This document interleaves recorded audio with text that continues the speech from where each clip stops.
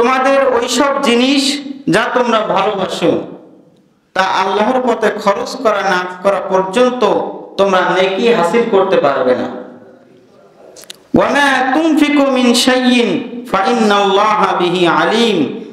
আর তোমরা যা কিছু খরচ করবে তা আল্লাহ তাআলার অজানা নয়। সুবহানাল্লাহ। এখানে আল্লাহ তাআলা রব্বুল আলামিন মূলত দানের যে ক্ষেত্র আছে আল্লাহ তাআলা রব্বুল আলামিন আয়াতের মধ্যে উৎসাহ করেছেন।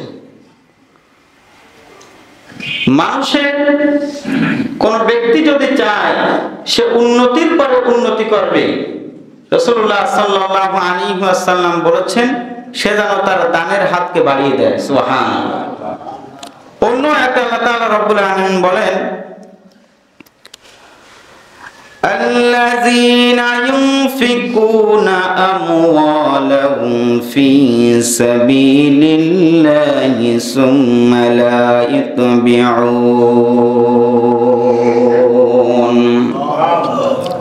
আল্লাহ তাআলা রব্বুল আলামিন বলছেন الذين ينفقون أموالهم في سبيل الله, যারা তাদের মাল আল্লাহর পথে খরচ করে এরপর তা বলে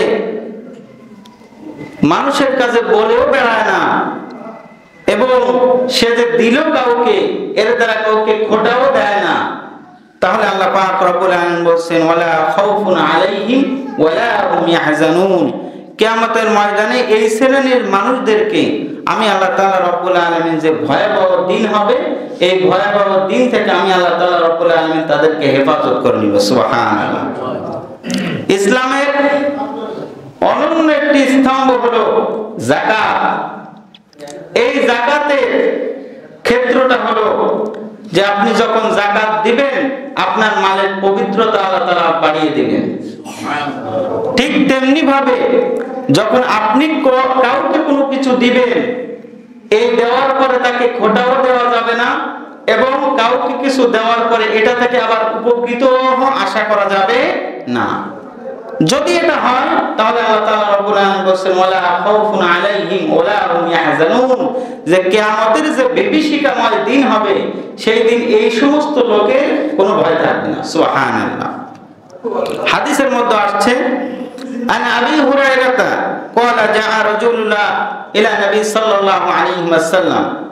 হযরত আবু হুরায়রা বলেন আমি একবার রাসূল করিম সাল্লাল্লাহু আলাইহি ওয়াসাল্লামকে জিজ্ঞেস করলাম ইয়া রাসূলুল্লাহ ক্বালা আনতা সাদদাকা ওয়া আনতা সহি, যে হে আল্লাহর রাসূল কোন অবস্থার দান ফলাফলের দিক থেকে সর্বোত্তম আমাকে আপনি বলেন।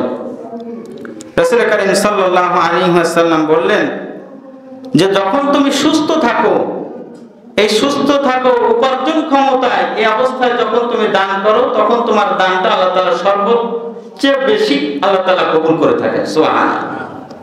আর একটা সময় আল্লাহ তাআলা রব্বুল আলামিন মানুষের দান কবুল করে থাকেন যখন ব্যক্তি দরিদ্র অবস্থা হয়ে গিয়েছে, তার কাছে কিছুই নাই, তার কাছে যে তার সবথেকে প্রিয় বস্তু আছে এই ব্যক্তিটি যখন এই বস্তুটিও আল্লাহর কাছে দিয়ে দেয়, সে দান করে দেয়, এই দানটা আল্লাহ তাআলা রব্বুল আলামিন নিজের হাতে নিয়ে নেয়। সুবহানাল্লাহ। তাহলে দান যে দিতে হবে মানুষদেরকে এতে কোনো সন্দেহ নাই। সাহাবা আজমানরা রাসূল করিম সাল্লাল্লাহু আলাইহি ওয়াসাল্লামকে প্রশ্ন করলো যে ইয়া রাসূলুল্লাহ আমরা খরচ করব কোথায়?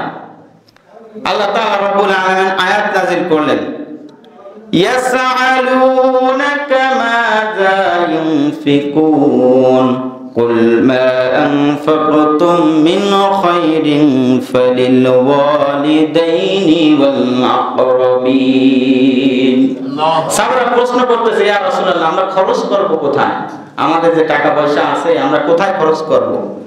আল্লাহ তাআলা রব্বুল আলামিন এই কথার পরিপ্রেক্ষিতে আল্লাহ তাআলা আয়াত নাযিল করলেন হে রাসূল আপনি তাদেরকে জানিয়ে দিন ইয়াসআলুনাকা মাযা ইউনফিকুন, তারা বলে যে আমাদের টাকা পয়সা আমরা খরচ করব কোথায়?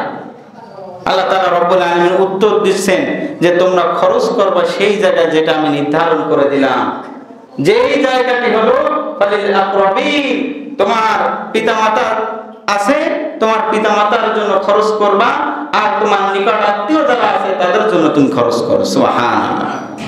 তার মানে খরচের প্রথম খাত হলো কোথায়? পিতামাতা। অনেক মানুষ দেখবেন যে পীর সাহেবের দরবারে অনেক ভালো ভালো খাবার নিয়ে যায়, এরকম লোক আছে না? অথচ বাড়িতে তার পিতামাতা না খেয়ে রয়েছে, এটা সে খেয়াল করে না। পীর সাহেবের দরবারে যখন যাবে তখন খুব ভালো একটা মুরগি, এরপরে ভালো বাজার তার কাছে নিয়ে যান আপনি, এতে কোনো সন্দেহ নাই, আপনি যান, এটা ভালো কাজ। কিন্তু আপনি যখন পীর সাহেবের কাছে যাচ্ছেন, আপনার মতো অনেক মানুষ পীর সাহেবের কাছে যায় কি যায় না? কিন্তু আপনার বাড়িতে আপনার যে পিতামাতা আছে, এটার হক সব থেকে বেশি। সুবহানাল্লাহ। রাসূল কারীম সাল্লাল্লাহু আলাইহি ওয়াসাল্লাম একবার সাহাবাদের মাঝে বসেছিলেন। এমন সময় রাসূল কারীম সাল্লাল্লাহু আলাইহি ওয়াসাল্লাম হঠাৎ উঠে দাঁড়ালেন। উঠে দাঁড়ানোর পরে সাহাবারা লক্ষ্য করলেন দূর থেকে একজন বৃদ্ধ মহিলা আসতেছে। রাসূল কারীম সাল্লাল্লাহু আলাইহি ওয়াসাল্লাম উঠে দাঁড়িয়ে তার যে চাদর ছিল, এই চাদরটা মসজিদে নববীতে তিনি বিছিয়ে দিলেন এবং এই মহিলা আসার পরে বসলো, রাসূল কারীম সাল্লাল্লাহু আলাইহি ওয়াসাল্লামের সাথে কথা বললো এবং চলে গেল। সাহাবারা বললেন, ইয়া রাসূলুল্লাহ, আল্লাহ তাআলা আপনাকে এত মর্যাদা দিয়েছেন যে আপনি যদি আপনার আঙ্গুল ইশারা করেন চাঁদ দুই ভাগ হয়ে যায়, আপনি আপনার থুতু নিক্ষেপ করলে লবণাক্ত পানি মিষ্টতা বেড়ে যায়, আপনার এত মর্যাদা, আর আপনি এই একজন বুড়ি মানুষ তার জন্য উঠে দাঁড়ালেন, এটা কিভাবে সম্ভব? রাসূল কারীম সাল্লাল্লাহু আলাইহি ওয়াসাল্লাম বললেন, সাহাবারা শোনো, এই কিছুক্ষণ পূর্বে যে মহিলাটি, বৃদ্ধ মহিলাটি আমার কাছে এসেছিল, সে আমার মা হালিমাতুস সাদিয়া, যার কাছে আমি দুধ পান করেছি। আল্লাহ তাআলা রব্বুল আলামিন বলেন, ওয়াকাদা রাব্বুকা আল্লা তা'বুদু ইল্লা ইয়্যাহু ওয়া বিল ওয়ালিদাইনি ইহসানা। আমি আল্লাহর আয়াতের বাস্তবায়ন করার জন্য আমি আমার চাদর বিছিয়ে দিয়েছি। আর যেহেতু আমি রাসূল, আমি উত্তম চরিত্রের মাপকাঠি, আমাকে আল্লাহ তাআলা পৃথিবীর সবথেকে উত্তম চরিত্র দিয়েছে, এজন্য আমি দেখিয়ে দিলাম যে পিতামাতার সাথে কিভাবে আচরণ করতে হয়। এজন্য আল্লাহ বলেন, কুল মা আনফাকতুম মিন খায়রিন ফালিল ওয়ালিদাইনি ওয়াল আকরাবিন। যখন মানুষ খরচ করার ইচ্ছা পোষণ করবে, তখন সর্বপ্রথম কার জন্য খরচ করবে? আরো আসতে বলেন। অনেক সন্তান পিতামাতার জন্য খরচ তো করেই না, আরো বরঞ্চ পিতামাতার দিকে চোখ রাঙানি দেয়, এরকম লোক তো নাই? আছে। রাসূল কারীম সাল্লাল্লাহু আলাইহি ওয়াসাল্লাম বলেছেন, কোন সন্তান যদি চায় সে তার জীবনে অনেক উন্নতি করবে, হাজার হাজার কোটি টাকার মালিক হবে, এতে কোনো সন্দেহ নাই, সে যেন তার পিতামাতার সাথে সদাচরণ করে এবং সে কাজ করে যায়, আল্লাহ তাআলা তাকে বারাকা দিয়ে দিবেন। সুবহানাল্লাহ, সুবহানাল্লাহ। আপনারা পৃথিবীতে যতগুলি মনীষী স্মরণীয় হয়ে আছেন, তার মধ্যে আব্দুল কাদের জিলানী রাহিমাহুল্লাহ একজন। জিলান শহরে তিনি বসবাস করতেন। এরপরে অনেক মনীষী স্মরণীয় হয়ে আছেন।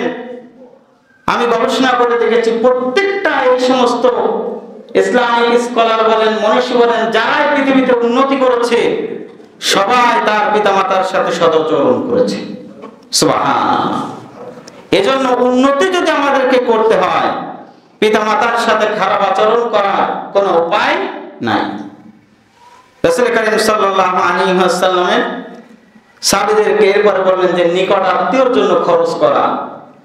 যারা রেহেম, 14 শ্রেণীর মানুষ আছে যারা আমাদের রেহেমের সাথে সম্পর্কিত, যাদের ব্যাপারে রাসূলুল্লাহ সাল্লাল্লাহু আলাইহি ওয়াসাল্লাম বলেছেন, যে নিকট আত্মীয়র সাথে সদাচরণ করে না, যে তার আত্মীয় সম্পর্ক ভালো রাখে না, এই ব্যক্তি জান্নাতে প্রবেশ করবে না।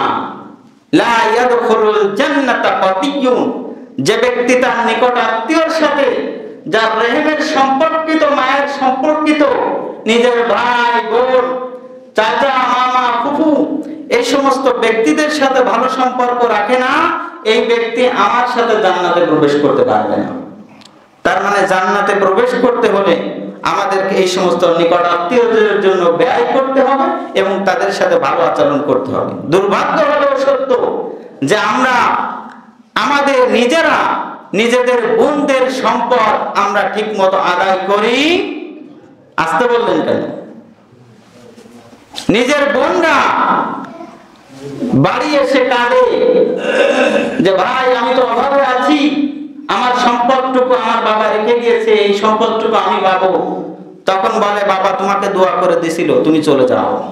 আর যদি সম্পদ নেওয়াই লাগে এই বাড়িতে কোনোদিন আসা যাবে না। বোন ভাবে বাপের বাড়ি সম্পদ যদি নিই তাহলে এই বাড়িতে আর আসা লাগবে না, আমার ভাই তো খাচ্ছে, আমার ভাই খাক। মনে রেখো আল্লামা মুফতি তাকি উসমানের নাম শুনেছেন আপনারা? পাকিস্তানের চিফ জাস্টিস। তার কাছে একবার একজন ব্যক্তি এসেছে কলা নিয়ে। তো যখন এই ব্যক্তি এসেছে তখন আল্লামা মুফতি তাকি উসমানী রহিমাহুল্লাহ বলছেন যে এই কলাগুলি কোথা থেকে নিয়ে এসেছো? বলছে হুজুর আমার বাড়ি থেকে নিয়ে এসেছি। তখন বলছে তোমার বাড়িতে কে কে আছে তোমাদের ফ্যামিলির ভিতরে? তো বলছে যে আমি আছি, আমার ভাই আছে, আমার বোন আছে। তো বলছে যে ক্ষেতের এই কলা তুমি আমার জন্য এনেছো এই ক্ষেতের অংশীদার কি তোমার বোন আছে? বলছে হুজুর আছে। তো আল্লামা মুফতি তাকি উসমানী তাকে বোঝানোর জন্য বললেন যে এই কলা আমার দরকার নাই, এই কলার যে অংশটুকু তোমার বোন পাবে আগে এই এক কান থেকে সেই জায়গা তুমি আগে দিয়ে আসো, তারপরে আমি তোমার এই কলা আমি নিব। সুবহানাল্লাহ। এজন্য নিকট আত্মীয়র জন্য ব্যয় করবো তো আমরা। আল্লাহ তাআলা আমাদেরকে তৌফিক দান করুক। এরপরে আমরা খরচ করার ব্যাপারে রাসূল কারীম সাল্লাল্লাহু আলাইহি ওয়াসাল্লাম বলেছেন যে তোমরা ভালো ভালো কাজে